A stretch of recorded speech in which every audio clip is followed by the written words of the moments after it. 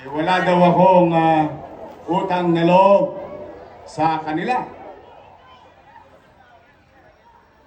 Sige, tingnan natin.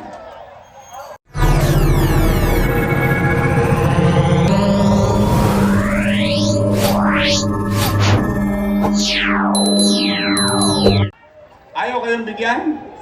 Ha? Mahinang klase ka. Pero abangan mo. Pero, Nay, Tay, nalulungkot din ako dahil noong October 9, nung nagsimula, anong natapos, yung filing of candidacy.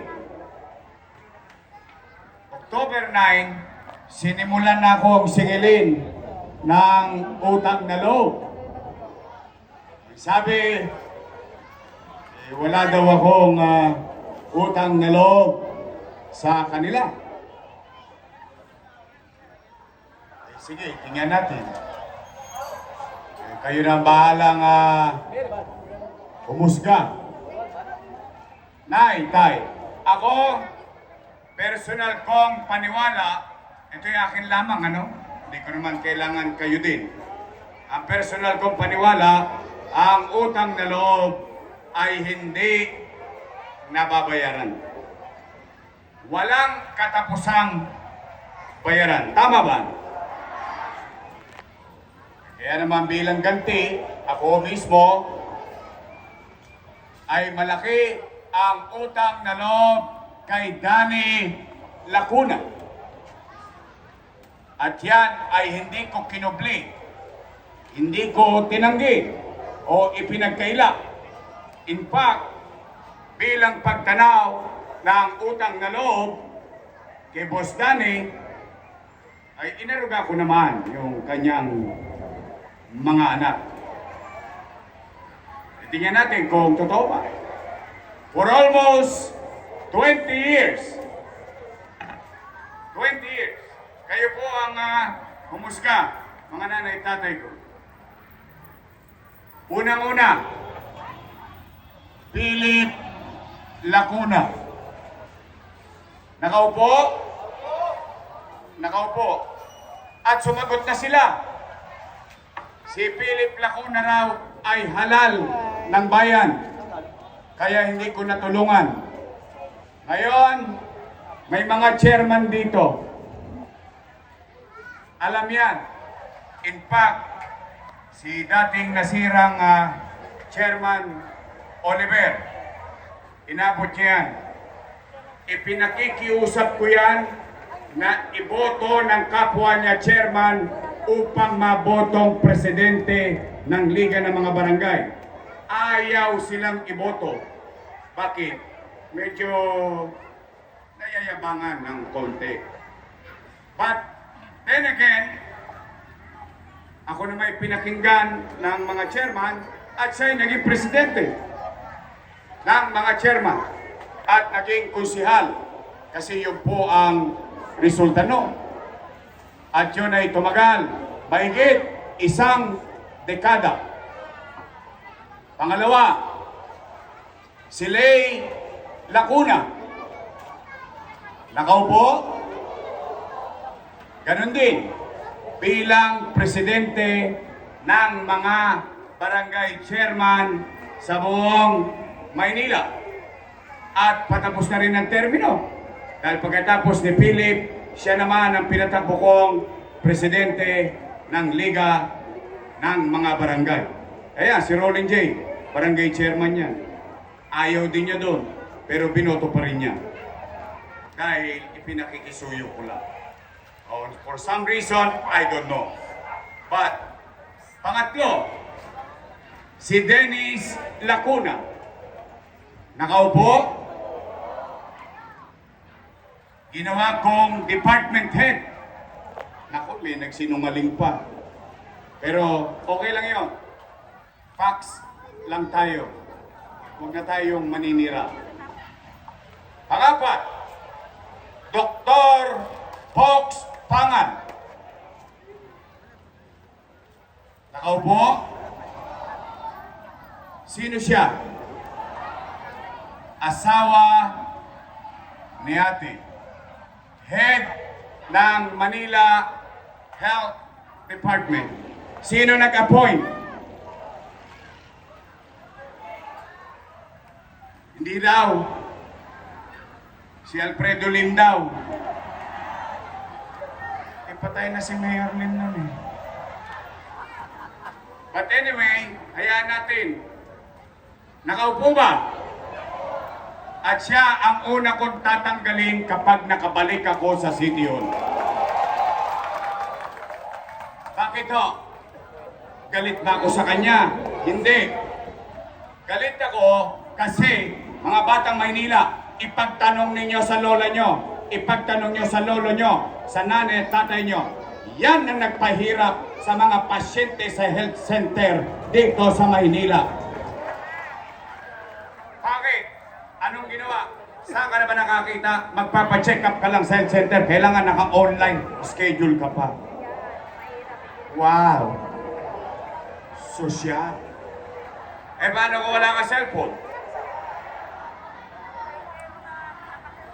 Paalam na aking ina. Alam mo, Apple, ikaw lang marunong kumanta. Magaling ba kumanta si Apple? Yes! Pinobola niyo naman si Apple eh. Parang gusto niyo pang umisa. Panglima, si Ate. Nakaupo? Upo-upo. Ilan sila? Happy? Masaya ako. Masaya ako na tayong lahat, naging bahagi ng katagumpayan ng mga anak ni Boss Danny. Ngayon, kung sila ay nagbuti sa kanilang tungkulin sa mamamayan o hindi, ay hindi naman ako para humusga. Taong bayan ang maghuhusga niyan. Tama ba? O ngayon, Yorme, tatanaw ka pa ba ng utang na loob? Ang sagot ko naman ay oo. Sabi bakit? Eh, Pilipino ko. Ganun talaga tayo eh. Sayot sa gusto natin, ang utang na loob walang katapusang bayaran. Kaya lamang, meron lang akong pakiusap. Baka naman kung po pwede, sa ibang bagay na lang ako tumanaw ng utang na loob. Abay bakit? Eh may utang na loob din naman ako sa taong bayan eh. Kung wala ang Diyos at wala kayo, wala din naman ako sa kinalalagyan ko. Masama naman ba na dinggin ko yung panawagan at sigaw ng taong bayan? Eh yung taong bayan na sumisigaw na, bumalik ka na. Bumalik ka na! Huwag niyo masyadong lakasan. Baka masigawan kayo. Taong bayan sumisigaw na bumalik ka na, siya sumigaw, wala na babalik! Napanood niyo? Napanood ko din. Kala ko mapapatid yung related. Eh bakit sila nagagalit? Bakit sila nagagamba? Bakit sila natatakot? Hindi naman sila may-ari ng pwesto na yan. Pag-aari yan ng taong bayan. Bakit natin pangungunahan na magiging desisyon ng taong bayan? Kung ikaw ay may ginawa at tinupad mo ang iyong tungkulin sa taong bayan, wala ka dapat ipangamba. Pwede ka na matulog dahil kahit hindi ka makita ng taong bayan, iboboto ka ulit ng taong bayan. Yes! Nagagalit? Ang gagalahiti? Eh bakit ba ang pinag-uusapan dito nila ay tungkol sa relasyon namin? Hindi ba dapat ang pinag-uusapan natin dito ay yung relasyon natin at obligasyon natin sa taong bayan? Yung mga politiko, pag maghahalalan, magkakaaway. Yung mga magkakapitbahay, magkakaaway din. Pagtapos ng eleksyon, yung mga politiko, bati-bati na. Eh magkapitbahay. away pa rin. Di nakamupon. Oh, ano ba sinasabi nila? Araw-araw, pinapatawag kayo, dinadala pa kayo sa Ninoy, sinasakay pa kayo sa bus, sa SM, sa Tutuban. Alam na, you know. Sa totoo lang, ha? Sa totoo lang, bawal na yun. Totoo lang. Nung isang araw, nasa rasak. Pero hindi yan eh. Naniniwala naman ako matatalino naman ang mga taga Maynila. 1,000 lang ba halaga nyo? Hindi ako naniniwala doon. Ano sinasabi? Ano sinasabi ng gagalaiti doon? Si Yorme, maraming iniwang utang. Narinig niyo? Sila ba may sabi? Narinig ko rin eh. Sige. Pag-usapan natin. Utang. Tingnan natin ha. Nay! Nay! Diyan sa Kodli, mga lolo't lola ko. Dito sa Wakali. Ha? Nung binoto ninyo kong mayor, noong 2019, wala kayong narinig sa akin kahit isang beses na sinisi ko yung sinundan kong mayor dahil walang iniwang pera. Wala. Mag-google kayo. Hindi ko sinisi yung nakaraan. Anong ginawa ko? Nag-move on kagad ako. Anong ginawa natin? Nilinis natin ng Maynila. Kinakalawit ko yung mga tulongges. Nagdidisiplina tayo sa Maynila. Umaangat na tayo. Kinokopya na tayo sa buong bansa. Naging polisiya ng DILG yung ginawa natin sa Maynila. Tayo ang naging modelo. Lumilipad na tayo. Bigla tayo nabangga. Boom! Panis. Ano nangyari? Nagkaroon ng pandemya.